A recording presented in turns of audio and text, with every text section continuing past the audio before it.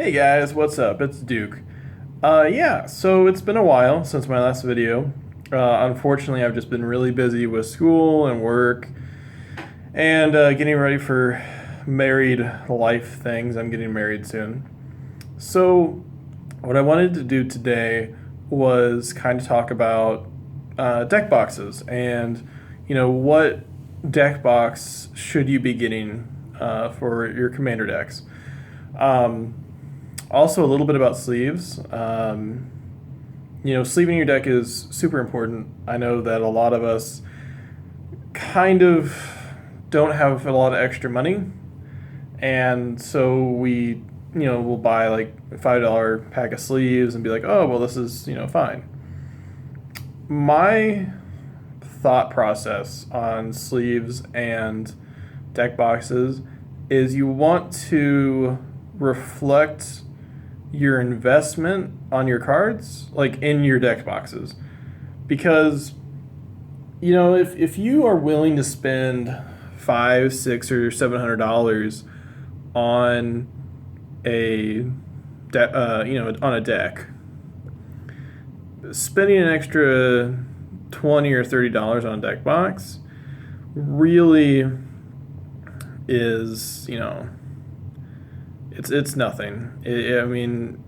You need to protect your investment. So first thing is, I guess the poorest example that I have with me is this deck box here, and I don't even think it's a poor example.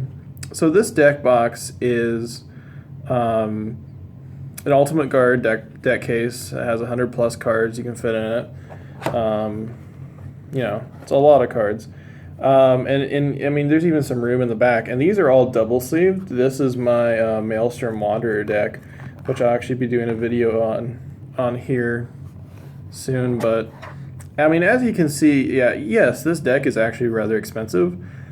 But this deck box, it's not really gonna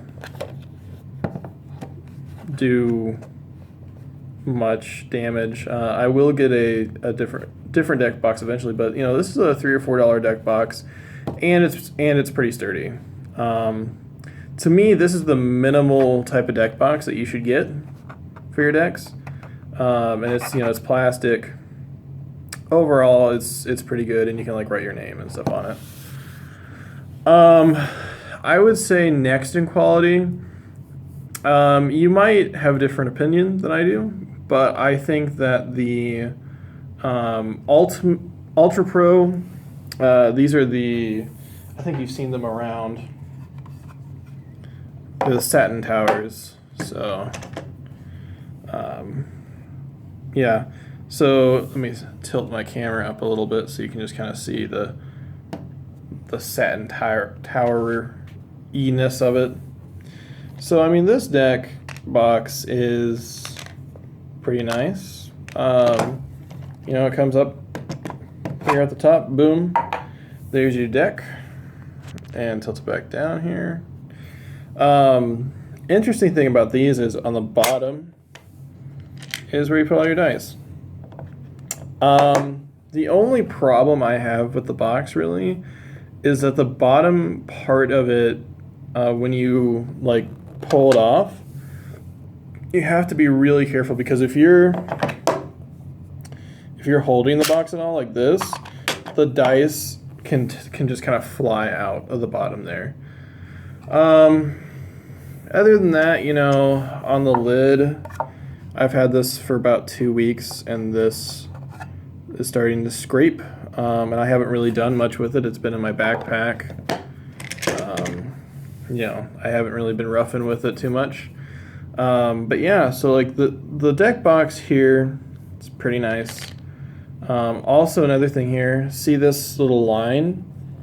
If your dice aren't all the way stuck down in there,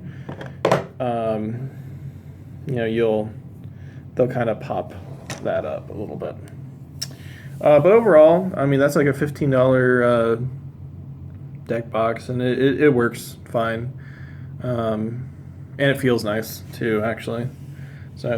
So another two decks that I really love are Yahini which I'll be doing a video on soon. And Hope of Gearport. I actually don't have all the cards for this yet. This is just kind of like the start of the deck. And I can probably do a video on that soon. But yeah, so this is going to be kind of a funny deck. So these two decks are have individually some of my most valuable cards in them. So what I'm putting them in are flippin' trays, which on the box here, whoop, there we go. Again, 100 plus, really important. Yes, you can fit 100 cards in something that says 80 plus, but I double sleeve my cards. And if you have, like, let's say you have a commander deck that has a Karn in it or a Jace the Mind Sculptor in it, I don't care if every other card in your deck is a 50-cent card. Please double sleeve that deck, please. But yeah, so that's really important. The feel is really great on this. Also, it opens up like this, and there's this nice, material inside of this. I'm gonna tip this back up a little bit, and up here is a nice little tray to hold all of your fabulous dice. The problem I have with the flippin' trays, and it has nothing, I mean, there's not really much you can do. Oh, yeah, I put too many in there, but what are you gonna do? The problem I have with flippin' trays is that flippin' trays, it's kind of hard to get. Doesn't that just sound nice? Yeah, and those things aren't gonna fly open on you. My problem with flippin' trays is that it's kind of hard to get the deck out. So here, let's do an example.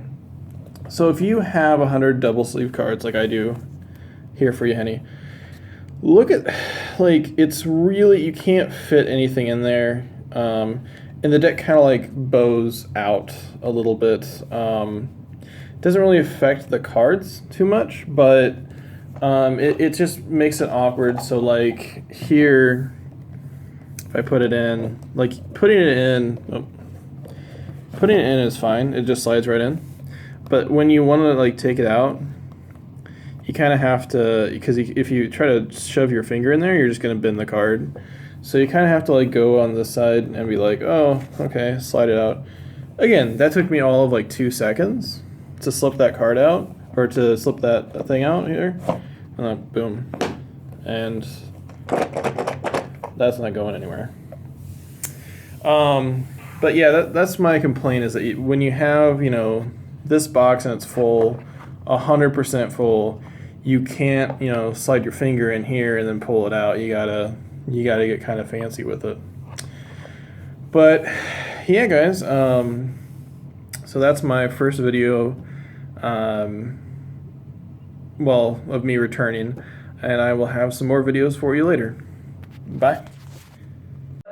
Tell me pretty lies, look me in the face, tell me that you love me, even if it's fake.